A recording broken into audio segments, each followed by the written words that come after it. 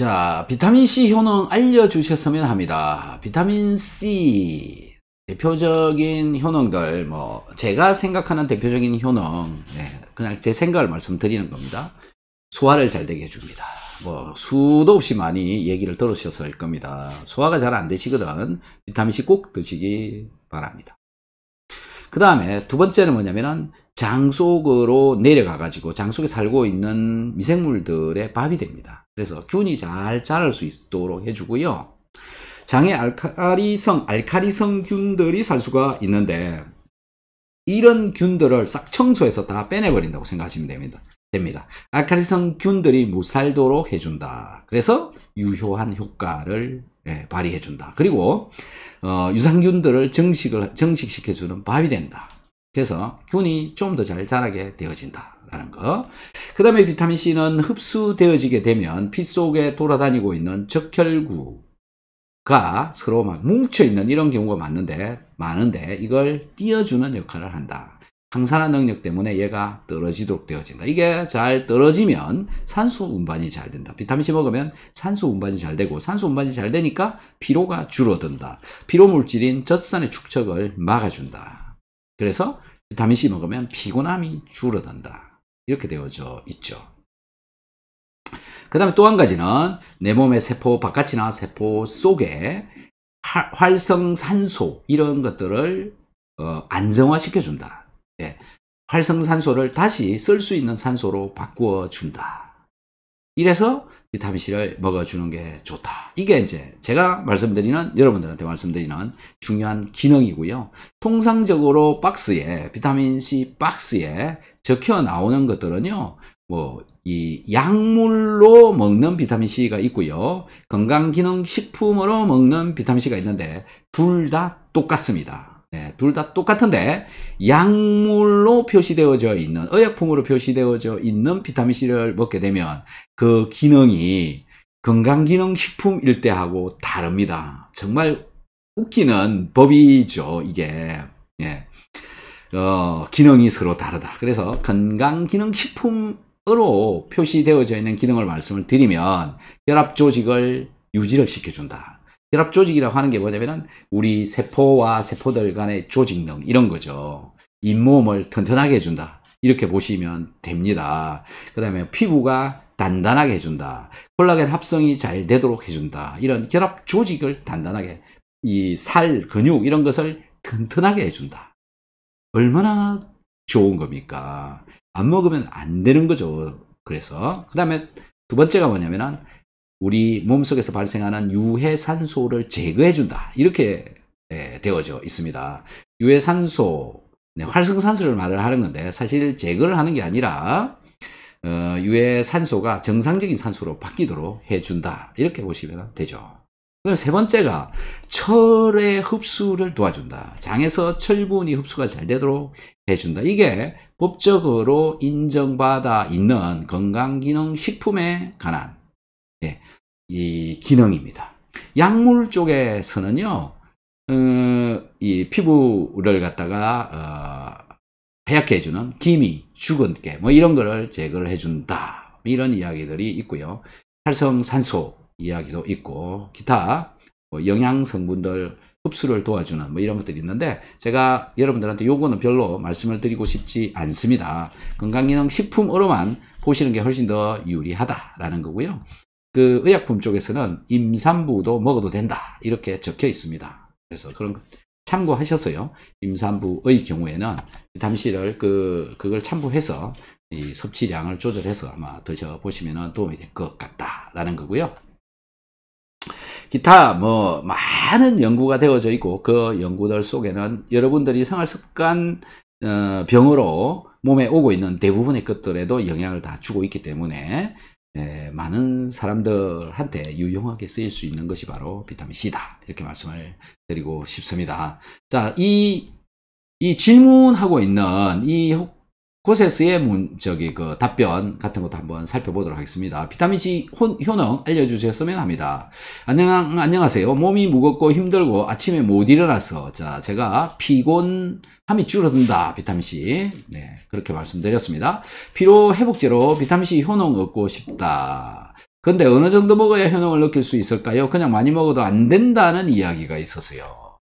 자, 어느 정도 먹어야 되느냐? 자, 이 부분이요. 제가 답변을 드리도록 하겠습니다. 비타민C를 먹는 양은요, 사람마다 다 다릅니다. 그래서, 그 사람 몸에 따라서 다 다르다. 그래, 어느 정도 먹어야 되느냐라는 건데요. 일반적으로 박스에는 1개 먹으라고 적혀 있고요. 1개나 2개나 3개 정도 먹어가지고는 효과가 있는지 없는지, 피로 회복에 좀 도움이 되는지 안 되는지 잘 모르는 수준으로의 양입니다. 일반적으로는.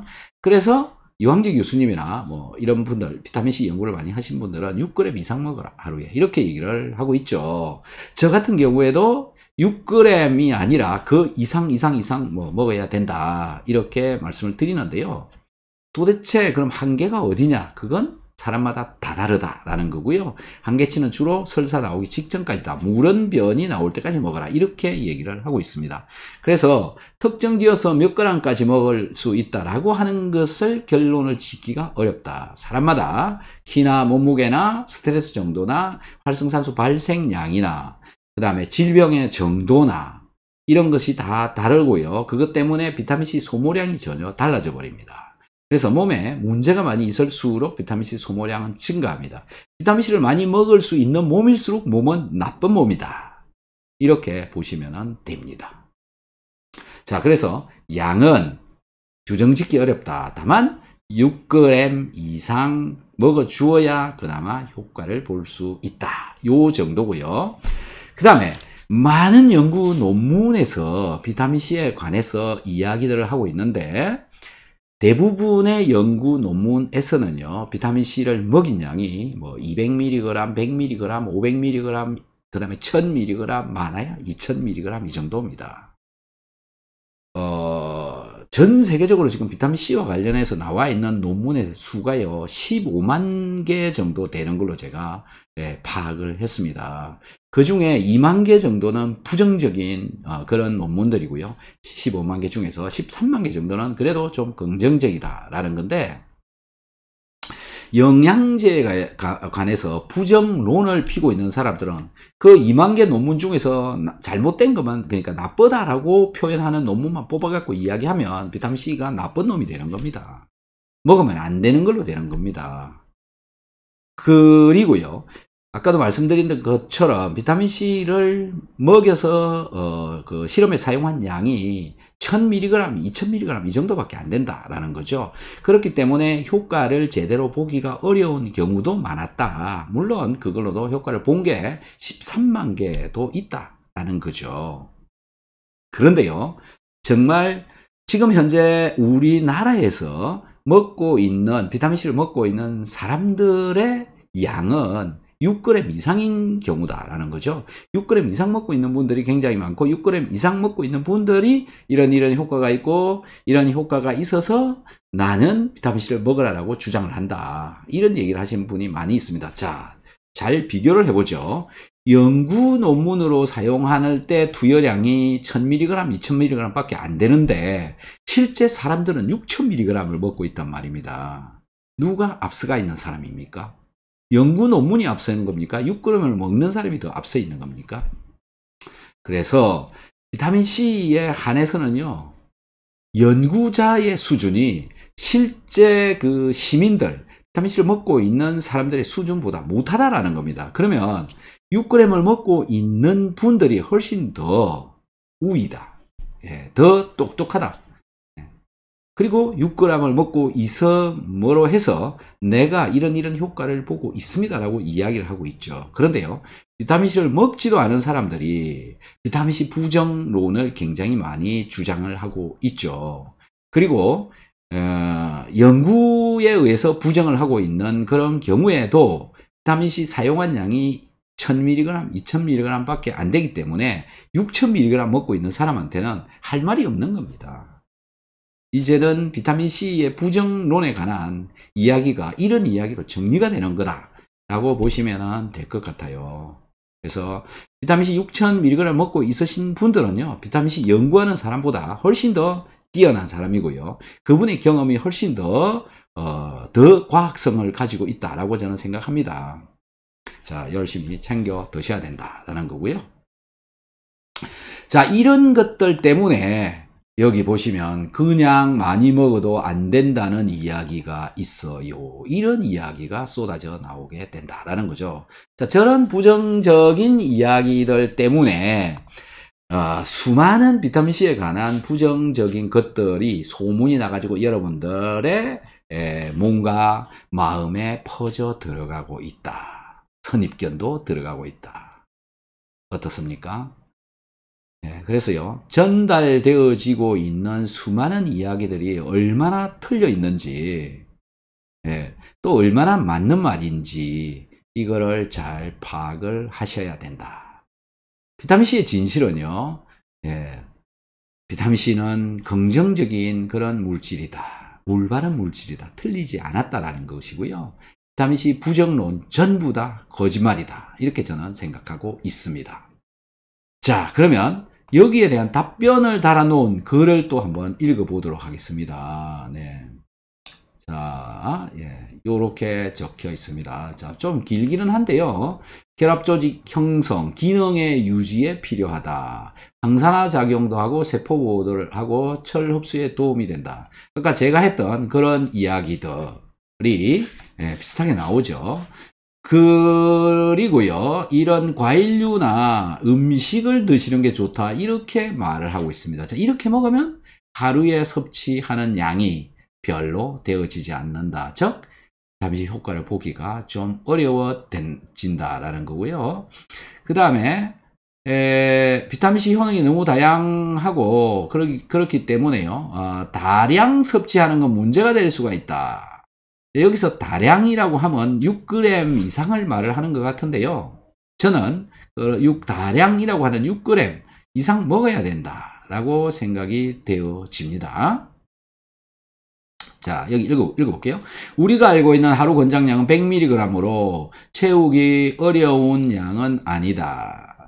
수용성이기 때문에 두세 시간마다 소변이나 땀으로 배출되는 것을 감안하면 충분한 양을 섭취하는 게 맞다. 권장량을 맞출 수가 있다. 200mg 정도의 양을 꾸준히 섭취하기 바란다. 이분도 나름 영양지 전문가라고 하시는 분인데 이 정도밖에 답을 못하고 있다라는 거죠.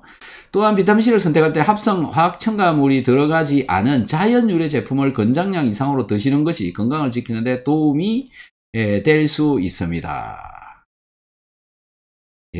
자연 유래 제품으로 먹으면요, 절대로 효과를 볼 수가 없습니다. 효과를 볼 수가 없다. 그럼 먹은 목적에 타당하지가 않죠. 그러니까 자연 유래로 먹으면 양을 많이 먹을 수가 없다. 그래서 저것도 틀린 말이 되어져 버리는 거죠. 그 다음에 또 뒤에 이런 말이 나옵니다. 자, 각종 화학, 합성 첨가물이 몸에 쌓이게 되면 개인에 따라 좋지 않은 영향을 가질 수 있기 때문에, 자, 합성 화학 첨가물이 몸에 쌓이면 안 좋지만 비타민C는요, 합성 화학 이런 게 아닙니다. 합성물이 아니다. 그렇게 보시면 되고요. 이 천연물로부터 만들어지고 있다. 이렇게 보시면 됩니다. 포도당을 가지고 만들어내고 있죠. 그 다음에 아래쪽에 비타민 고를 때 여러 가지 첨가물이 들어있다라고 하는 거고요. 이건 들어있어도 사실 무방한 물질이 들어있고 식약처에도 허가가 나 있는 거기 때문에 큰 무리 없이 드셔도 되는데요. 안 먹는 것보다 먹는 게 훨씬 낫기 때문에 그렇다라는 거고, 또 뭐 무첨가 제품을 먹으면 훨씬 더 좋긴 합니다. 무첨가라고 하는 게 이 감미료, 착색료, 착향료 이런 것들이 들어있지 않은 것을 먹는 게 좋다라는 거고요. 자, 아직 어떤 제품을 골라야 될지 고민이라면 비타민C 관련 정보를 아래에 있는 걸 보시면 된다. 이렇게 되어져 있지만요. 어쨌든 전체적으로 양적으로 얼마만큼 먹어야 된다라는 것에 잘못되어져 있고요.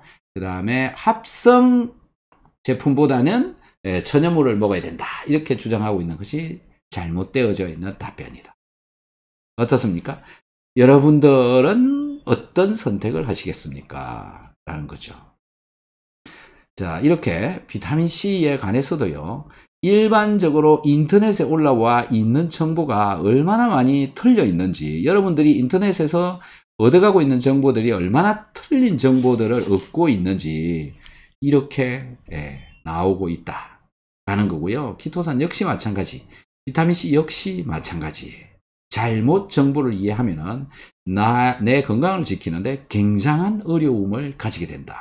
심지어는 약물도 마찬가지. 일반 건강기능 식품들도 마찬가지. 올바른 정보를 받아 가셔야 내가 실천하고 실천한 뒤에 효과를 제대로 누릴 수가 있다라는 겁니다. 얼마나 틀렸는지 또 종종 제가 여러분들께 설명을 해 드리도록 하겠습니다.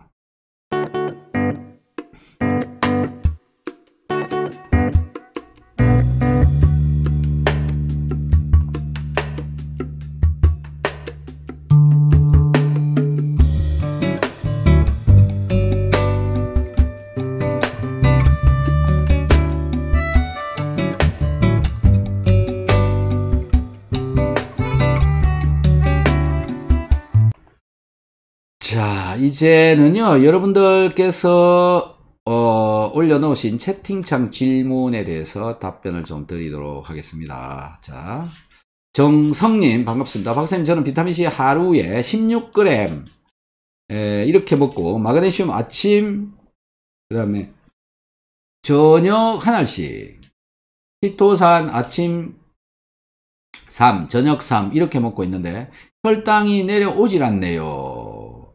네, 혈당을 내리고 싶으신 모양입니다. 혈당을 내리고 싶으면 어떤 영양제를 먹어야 되느냐라는 건데요. 비오유키소, 소화효소제, 비타민 B 컴플렉스 100mg씩 들어있는 거, 그 다음에 마그네슘, 그 다음에 MSM, 그 다음에 알파 리포산, 이런 것들을 다 먹어야 쑥쑥 잘 내려갑니다. 지금 이분 드시고 있는 거 보니까 마그네슘 드시고 있고 키토산 먹고 있고 비타민C 먹고 있고 이 정도죠. 좀 더 다르게 섭취를 해 봐야 된다. 저렇게 해서 내려가는 분도 있지만 안 내려가면 또 차근차근 더 추가로 먹어주는 게 더 좋다, 이렇게 생각되어지고요.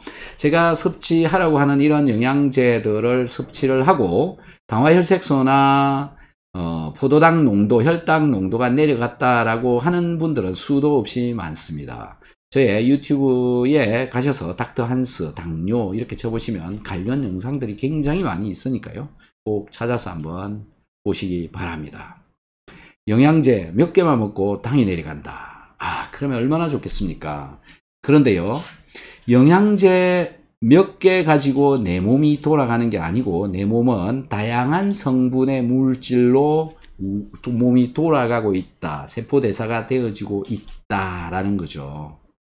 특히 고기류도 잘 챙겨 먹어야 되고요. 쌀밥도 잘 먹어야 됩니다. 여러분들 황당하실지 모르겠지만은 당뇨는요, 췌장에서 분비되어지는 인슐린의 양의 의존성이 굉장히 높다라고 저는 생각하고 있습니다. 무슨 얘기냐? 췌장에서 충분한 양의 인슐린이 분비되어져 나와야 나머지 조직과 장기가 정상적으로 작동을 한다라는 거죠. 그걸 뭘 가지고 이렇게 말씀을 드리냐 하면, 나의 뇌세포부터 시작해서 각종 근육세포는 포도당이 들어와서 에너지를 만들어야 살아갈 수가 있습니다. 포도당이 와야 된다는 거죠. 포도당이 와야 되는데, 세포 속으로 들어와야 되는데 인슐린이 부족하면 들어가기가 어렵습니다. 그래서 에너지를 제대로 쓸 수가 없고, 만들 수가 없고, 쓸 수가 없으면 일을 할 수가 없죠. 자동차가 굴러가려면 휘발유가 있어야 되고 LPG 가스가 있어야 되는 것처럼 사람의 몸도 돌아가려면 기본적으로 필요한 게 포도당이다라는 거죠. 그 포도당이 세포에 와야 된다라는 거죠. 췌장에도 포도당이 와야 그것으로 만들어진 에너지를 가지고 췌장이 인슐린을 만들 수 있다라고 저는 생각을 합니다. 그러니까요, 당뇨라고 해서 탄수화물을 먹지 않으면 췌장이 에너지가 없어서 인슐린을 만들기가 어려워진다. 인슐린 만들기가 어려우니까 어떻게 당을 소모를 시킬 수 있으며, 또 당 소모가 안 되니까 인슐린을 만들 수 있으며, 이렇게 돼버리는 겁니다. 그래서 당뇨 환자는 잘 먹어야 된다 라는 게 기본이고요. 그래서 단백질도 잘 챙겨 먹어야 되는데 단백질도 소화가 또 잘 안 되는 분들이 많죠. 그래서 소화가 잘 되도록 소화 효소제 이런 것들도 같이 먹어주고요. 그것도 부족하면 그냥 소화가 아예 되어져 있는 아미노산제를 같이 먹어주는 게 좋다라는 겁니다. 자, 인슐린은요, 단백질입니다. 인슐린은 무엇으로 만들어지느냐 하면 아미노산으로부터 만들어집니다. 아미노산이 공급이 되어지지 않으면 인슐린이 만들어지지 않는다. 인슐린을 만들려면 에너지가 필요하고 그 에너지는 바로 혈당, 포도당으로 에너지를 만들어서 만든다. 이 논리가 맞아지지 않으면 당을 떨어뜨리기가 어렵다. 그래서 제가 항상 주장하는 소화가 되어지지 않는 몸을 가지고 당뇨를 고치려고 하지 마라. 이 얘기입니다. 이해가 좀 잘 되었으면 하는데요. 제가 똑같은 이야기 3년째 이야기하고 있습니다. 3년째. 비오유기소, 소화효소제가 기본이다. 이걸 먹으면서 해야 되지. 지금 저렇게, 예, 3가지 영양제를 가지고 당을 떨어뜨린다. 불가능하지 않을까요? 사람에 따라서는 다릅니다. 물론 영양이 충분한 분들은요, 저렇게만 먹어도 괜찮아질 수가 있습니다. 열심히 노력해 보시기 바랍니다.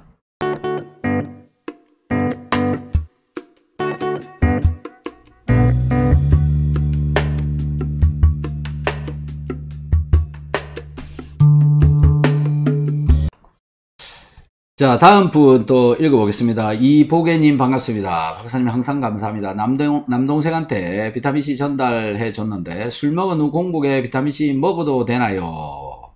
간 해독 위해서 밀크시슬과 글루타치온 같이 먹나요? 2개 중 1가지만 먹으면 안 되나요? 자, 이렇게 물어주셨는데요. 자, 글 한번 살짝 보여드리도록 하겠습니다.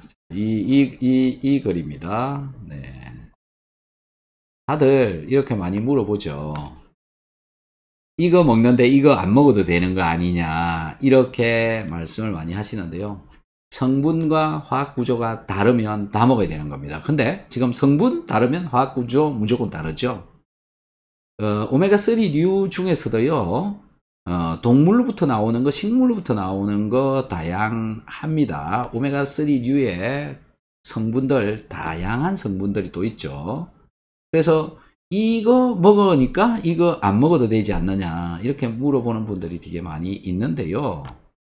여러분들 비타민C 먹으면 다른 거 안 먹어도 되느냐, 이 질문하고 같은 겁니다. 비타민C 먹고 있으니 비타민 D 안 먹어도 되지 않냐, 비타민 C 먹고 있으니까 비타민 E 안 먹어도 되지 않냐, 뭐 똑같은 다 비타민이지 않냐, 아니죠. 전혀 다 다릅니다. 그래서 비타민 A, D, E, K 전부 다 먹는 게 옳고요. 비타민 B, C 다 먹는 게 옳은 것처럼 또 각종 미네랄류 왜 따로따로 먹어야 되는지 그 이유가 있는 것처럼요. 글루타치온, 밀크시슬 전혀 세상이 다른 이야기입니다. 그래서 내 몸에 부족하다 싶으면 먹는 게 맞고요. 부족한지 안 부족한지 잘 모르니까 어쩔 수 없이 먹는 게 맞고요. 먹어 보았을 때 효과가 있는지 없는지 스스로 찾아보시면 되는 겁니다. 효과를 잘 못 느끼시면 양이 부족해서 그런 경우가 대부분이니까 양은 알아서 조절을 하시는 게 맞다라는 거고요. 이분이 지금 물었던 술 먹은 후에 먹어도 되나요? 먹기 전에 먹어도 되고 먹는 동안 먹어도 되고 아무 때나 다 먹어도 상관없습니다. 왜 그러냐 하면 여러분 음식 먹을 때 술 안 먹나요? 술 먹을 때 음식 안 드시나요? 음식 속에 그 음식이랑 술이랑 만나서 문제가 일어날 수 있지 않느냐, 그런 게 없는 거죠. 어차피 술 자체가 몸에 별로 안 좋습니다. 예, 영양제를 먹어주면서 술을 먹으려고 하시거든 술을 좀 줄이시는 게 낫고요. 어쩔 수 없이 영양제도 먹고 술을 마셔야 되는 판이라면 영양제를 가득가득 먹어주는 게 알코올로부터 오는 피해를 줄일 수가 있습니다. 그러면 술 때문에 어떤 피해가 오느냐라는 건데요. 뇌세포가 일단은 망가집니다. 혈관벽이 망가집니다. 기억력을 떨어뜨립니다. 그 이유가 뭐냐면 알코올, 에탄올이 분해가 되어지는 과정에 아세트알데하이드라고 하는 이런 물질이 만들어집니다. 제가 방송에서 종종 알데하이드다 이런 이야기를 많이 하는데요. 알데하이드라고 하는 이런 분자들은요, 우리 몸속에 아미노기, 아미노산으로 만들어져 있는 것이 단백질 중에서 가장 많이 있는 것이 콜라겐. 이 콜라겐이 혈관벽에도 있고요, 각 근육에도 있는데 이런 곳에 이 알데하이드가 잘 달라붙습니다. 그래서 콜라겐에 알데하이드가 붙어버리면요, 떨어지지가 않습니다. 그리고 이 조직이요, 부슬부슬해집니다. 부슬부슬 어떤 의미인지 아십니까? 시멘트 가루처럼 이렇게 벽에 모래가 떨어져 나오듯이 그런 식으로 이 혈관이 굳어져 간다라는 거죠. 그래서 쉽게 깨져버릴 수가 있는데, 그게 뇌세포에서 일어난다고 한번 생각해 보십시오. 이런 것들이 술 때문에 만들어진다라는 겁니다. 그리고 원인은 모르지만 식도암에 잘 걸린다, 술 때문에. 그래서요, 이 알데하이드 피해를 가장 많이 보고 있는 사람들이 어떤 사람들이냐 하면, 술을 마시고 나서 얼굴이 붉어지는 사람, 얼굴이 붉게 되어지시는 분들. 그건 왜 그러냐면은 알데하이드로 인해서 알데하이드가 많이 존재하는 경우에 붉어진다라고 보시면 됩니다. 그래서 알데하이드가 몸속에 많이 혈액 속에 돌아다니는 경우가 바로 얼굴이 붉어지고 있는 그런 분들이다. 이런 분들은 식도암이 일반인들보다 8배나 더 잘 걸린다고 합니다. 그래서 얼굴이 붉어지시는 분들은 절대 술을 마시지 않는 것이 좋다, 그렇게 저는 말씀드리고요. 웬만하면 얼굴 붉어지시지 않더라도 알코올 양을 확 줄이는 게 낫고 안 먹는 게 오히려 더 낫다. 건강을 위해서라면 영양제를 잘 챙겨 드시는 게 좋고요. 술은 되도록이면 삼가하는 게 좋고, 어쩔 수 없이 먹는다면 영양제를 가득가득 먹으면서 알코올을 먹는다. 그 이유가 뭐냐면은 이 알코올로부터 만들어져 나오는 알데하이드를 영양제가 빨리빨리 제거를 하도록 만들어 준다라는 거죠. 그것이 어떤 거냐면, 가장 효율적으로 제거를 해주는 게 뭐냐면은 스탠다드 아미노산입니다. 이 아미노산이 혈액에 흡수가 잘 되어지는데, 혈액 속으로 들어가게 되면 만들어진 알데하이드랑 반응을 해서 알데하이드를 빨리빨리 없애줍니다. 이 원리를 이용을 하는 것이 바로 해장국입니다. 해장국 안에는 아미노산이 많이 들어있죠. 특히 황태 해장국, 이런 것들이 바로 아미노산이 많이 쏟아져 끓일 때 아미노산이 많이 쏟아져 나오기 때문에 그 아미노산과 알코올부터 만들어져 나오는 아세트알데하이드를 결합을 시켜서 아세트알데하이드의 분자 구조를 빨리 바꿔줘 버리기 때문에 내 혈관벽에 붙지 못하도록 해버리기 때문에 그렇습니다. 아미노산의 아미노기와 아세트알데하이드의 알데하이드는요, 반응성이 굉장히 높습니다. 엄청 반응 잘합니다. 그래서 술, 해장국, 정말 효과 있습니다. 술 마신 날은요, 꼭 해장국을 챙겨 드시는 게 좋다. 남동생한테 꼭 전해주시기 바랍니다.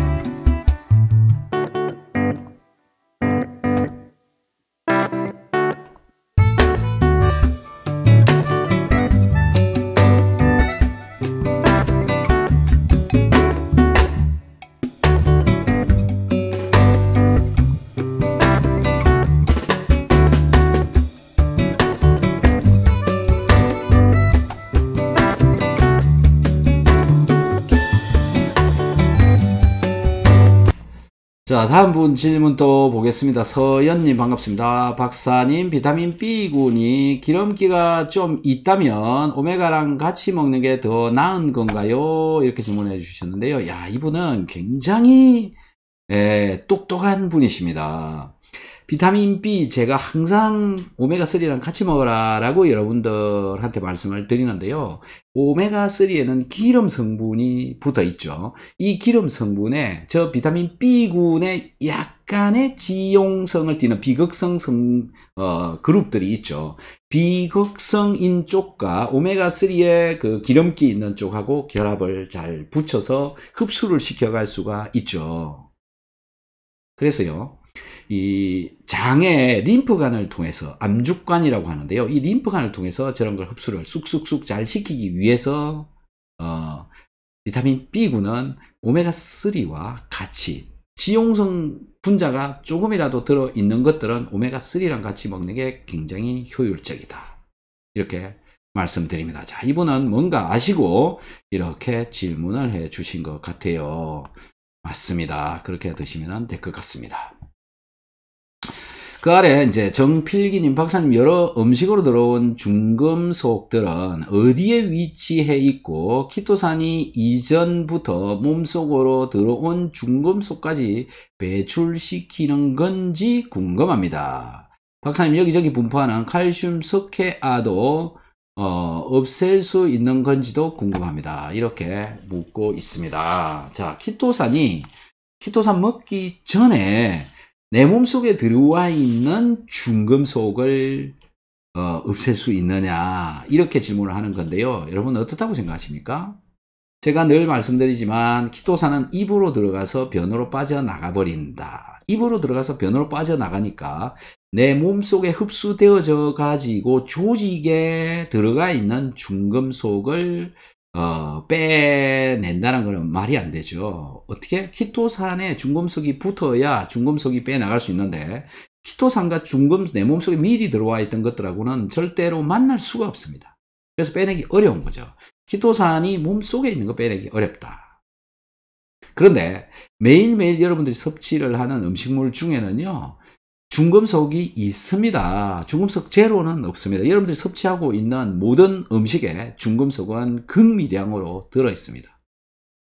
그 극미량으로 들어있는 그 중금속이 매일매일 내 몸속에 들어오고 있는데 매일매일 들어온 중금속을 매일매일 빼내고 있습니다. 어디로 빼내느냐? 소변을 통해서도 빼내고요. 머리카락을 통해서도 빼내고 손톱, 발톱을 통해서 또는 이런 털들을 통해서 몸 바깥으로 계속 배출시키고 있습니다. 그렇게 해서 빠져나가는데 키토산을 먹게 되면 중금속이 들어오는 것을 일단은 막을 수가 있습니다. 그러니까 매일 빠지고 있고 들어오는 게 막아지니까 중금속이 축적이 되어지는 것은 막아줄 수가 있죠. 축적되어진 중금속은 시간이 지나면 조금씩 계속 빠져나갑니다. 우리의 몸은 세포들이, 조직들이 계속 바뀌기 때문에 그렇습니다. 변화가 일어나기 때문에 새로운 세포로 계속 바뀌기 때문에 그렇습니다. 그래서 들어오는 것을 차단을 시켜주면 빠져나가버리는 것들이 있기 때문에 결국은 중금속이 좀 덜 있는 그런 몸이 될 수가 있는 거죠.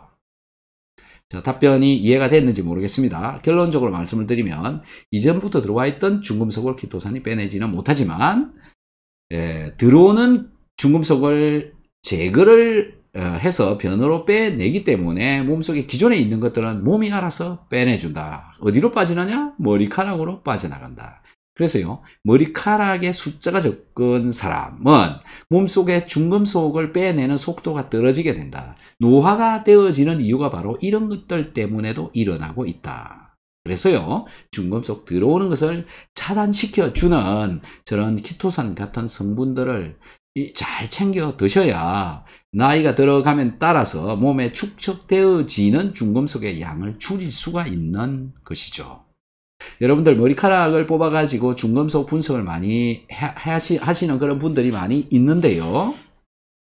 수은, 카드뮴, 크롬, 망간, 금속, 중금속 많이 있습니다. 머리카락 속에. 머리카락에 그만큼 많이 들어있다는 얘기는 내 입을 통해서 자꾸 들어오고 있다. 그리고 자꾸 빠져나가고 있다. 라는 거죠. 자, 그리고 아래쪽에 키토산이 여기저기 분포하는 칼슘 석회화를 없앨 수 있는지를 물어보는 건데요. 자, 키토산은 칼슘을 붙잡고 빼내지는 못합니다. 그러니까 음식물 중에 들어있는 칼슘을 키토산이 붙잡고 빼내지는 못합니다. 그 다음에 몸속에 들어있는 칼슘을 키토산은 만날 수가 없기 때문에 빼낼 수가 없는 거죠. 그래서요, 이 칼슘은 섭취를 굉장히 저는 유의해서 먹어야 된다고 생각합니다. 무조건 칼슘이 좀 부족하다고 해서 칼슘을 많이 먹게 되면 칼슘이 흡수되어져 들어가서 피 속에 돌아다니다가 뼈 속으로 가지 못하면 근육이나 혈관이나 이런 데 침착이 되어질 가능성이 굉장히 높다라는 거죠. 그래서 침착이 되어지지 않도록 하는 방법이 뭐냐라는 건데요. 몸무게가 많이 나가도록, 근육이 많아지도록 하면 그걸 지탱을 시키기 위해서 그 혈중에 들어있는 칼슘을 빨리빨리 가져다가 쓸 수 있도록 되어진다. 즉 운동을 하고 근육을 늘려야 뼈도 만들 수 있다. 골다공이 있으신 분들은요, 칼슘제를 드시면서 운동을 하시고 근육을 늘려야 된다 라는 거죠. 근육이 그런데 그냥 늘린다고 늘려지는 게 아니잖아요. 근육의 원료가 되어지는 단백질을 섭취를 해야 되는데, 단백질이 분해가 되어져서 소화가 잘 되어진 상태로 되어져야 얘가 흡수되어져 들어가고, 흡수되어진 아미노산이 다시 모여서 나의 근육 콜라겐을 만들 수 있기 때문에 그렇다. 그래서 분해가 되어진, 아예 분해되어진 아미노산, 스탠다드 아미노산, 이런 것을 섭취를 하는 것이 여러분 콜라겐, 단백질, 근육 단백질 이런 것을 만드는데 유리하다, 이렇게 말씀을 드립니다. 칼슘 잘 챙겨 드시기 바랍니다. 자, 질문이 끊겨 있는데요. 이제 자, 질문 없으신가요? 딱 1분만 더 기다려 보도록 하겠습니다.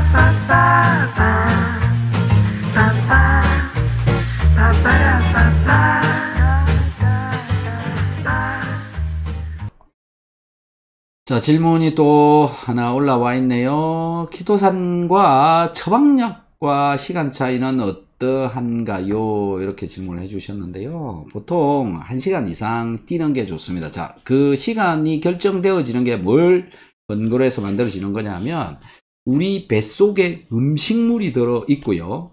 예, 그 다음에 거기에 만약에 키토산이 들어 있다면 그게 아래쪽으로 장으로 내려가 버리고 난 뒤에 약물이 들어오는 게 맞다. 이러려면 보통 식사 후 1시간 정도 이후에 먹는 게 더 좋다라는 거고요.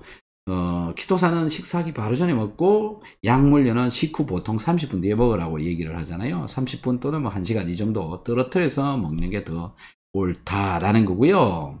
좀 더 바꾸어서 좀 말씀을 드리면, 여러분들이 어떤 처방약을 드시고 계시는지 모르겠는데, 저는 약물에 대해서 굉장히 부정적인 사람입니다. 그러니까 약을요 정확하게 잘 챙겨 먹어야 되는 약물이 있고, 좀 대충 먹어야 되는 약물도 있습니다. 요거는 뭐 좀 이 방송에서 말씀드리기가 굉장히 어려운 그런 민감한 부분인데, 약물이 우리 몸에 주는 피해가 굉장히 많습니다. 근데 약이 유용하게 이용될 때도 있죠. 그때가 그게 어떤 것이냐 하면, 예를 들어서 콧물이 지금 너무 많이 나온다, 내가 견디기가 어렵다, 그럼 약 먹어야 됩니다. 기침이 엄청나게 나온다, 그럼 먹어줘야 됩니다. 통증이 엄청나게 심하다, 견디기가 어렵다, 속이 너무 쓰리다, 제산제 먹어야 됩니다. 근데 그게 아니다. 그냥 뭐 나한테 크게 저기는 없는데 먹어야 된다 라고 해서 먹고 있는 약물들 많이 있죠. 그런 약물들의 경우에는 약물의 양을 적절하게 조절을 하는 게 필요한데요. 그 조절할 수 있는 능력을 누가 가지고 있냐면 키토산이 가지고 있습니다. 그래서 같이 먹어주는 방법을 택하는 경우도 있죠. 그래서요, 굉장히 판단하기 어려운 부분인데, 제가 판단하는 기준으로 말씀을 드리면, 식사하기 바로 전에 비타민C, 키토산 이런 거 먹고요. 지금 말하는 그런 약물들은 식사 후 30분 정도 있다가 드시면 적절한 밸런스를 이룩할 수 있지 않느냐라는 건데요. 약물도 우리 몸속에 들어오게 되면 분해되어져서 없어집니다. 그 분해되어지도록 하는 게 누구냐면 비타민 C입니다. 비타민 C가 약물을 분해하는 게 아니고, 비타민 C를 열심히 챙겨 먹으면 내 몸에 있는 세포들이 활성화되어져 가지고 외부로부터 들어온 그런 약물들을 분해를 시켜버립니다. 자, 이 관계를 놓고 보면 비타민C를 먹으면 수많은 효과들이 나타나는데 약물로부터 오는 피해를 줄일 수가 있다는 거죠. 그래서 각종 약물을 드시는 분들, 비타민C를 같이 먹어주는 게 약물로부터 내 몸에 일어나는 부작용을 최소화시켜 줄 수 있다. 이런 맥락으로 키토산도 역시 마찬가지다 라는 거죠. 어쨌든요, 시간차라고 하는 거는요, 보통 30분에서 1시간 정도로 이렇게 저는 말씀드리고 싶습니다. 자, 다른 분 또 질문 볼게요. 박사님 감사합니다. 칼슘은 비타민 D와 같이 먹지 않고 저녁 식사 전에 칼슘과 마그네슘, 비타민 C와 같이 먹는 게 더 효과적인지요? 맞습니다. 그래야 얘네들이 잘 녹고요. 녹아야 또 비타민 C하고 결합도 좀 잘 되어지기 때문에, 그렇게 되어지면 킬레이트 결합을 해가지고 흡수도 훨씬 더 잘 되기 때문에 그렇다. 그 다음에 비타민 D는 식사 후에 오메가3하고 같이 먹는 게 훨씬 더 좋다. 저분은 공부를 너무 많이 하신 분 같습니다. 너무너무 정확한 질문들을 하시고 계십니다. 김미숙님, 비타민C 메가도스 4000 먹는데요. 혈압이 내려가던데 이것 때문인가요? 그럴 수 있습니다. 혈압이 내려가면 좋은 거잖아요. 혈압이 떨어지면 혈압약을 줄이시면 되고요. 그래도 혈압이 자꾸 내려가면 혈압약을 끊으면 됩니다. 그래서 비타민C 열심히 챙겨 먹고 혈압약 끊는 분들이 굉장히 많고요. 당뇨약도 끊는 분들이 많습니다. 자, 비타민C를 먹고 혈압이 내려가면, 혈압이 떨어지게 되면 혈압약을 먹고 있는 사람의 경우에는 행운이죠. 자, 비타민C 먹고 혈압약, 당뇨약 끊는 분 굉장히 많으니까요. 잘 챙겨 드셔보시기 바랍니다. 먹은 지 2주 되어 갑니다. 2주 만에 혈압이 떨어진다니 정말 기적 같은 일들이 또 일어나고 있군요. 여러분들도 열심히 비타민C 먹는 실천들을 해보시기 바랍니다. 자, 오늘은 여기에서 마무리하도록 하겠습니다. 질문을 해주신 여러분들께 정말 감사의 말씀을 드리고요. 또 내일 저녁에 만나 뵙도록 하겠습니다. 내일 저녁에는요, 더 많은 질문들을 해주시기 바랍니다. 이렇게 끝내려고 했더니 또 질문이 올라와 있네요. 빨리 읽고 마무리하도록 하겠습니다. 마그네슘과 칼슘이 2대1로 된 것이 있는데, 그거를 드시는 게 좋습니다. 그래서 마그네슘도 더 들어가도록 하고 칼슘도 들어가게 하고 아주 좋죠. 제가 칼슘 농도가 10 정도 돼서 지금은 마그네슘만 있는 걸로 먹고 있거든요. 칼슘이 정상이면 굳이 드실 필요가 없죠. 그래서 마그네슘만 드셔도 괜찮습니다. 먹는 약물은 혈액약 그리고 당뇨약입니다. 분리해서 드시는 게 좋을 것 같습니다. 일단 그렇게 드시는 게 더 좋습니다. 자, 오늘 여기서 마치도록 하겠습니다. 함께 해주셔서 너무너무 감사드립니다. 또 즐거우셨다면, 좋았다면 구독과 좋아요도 눌러주시면 고맙겠습니다. 감사합니다.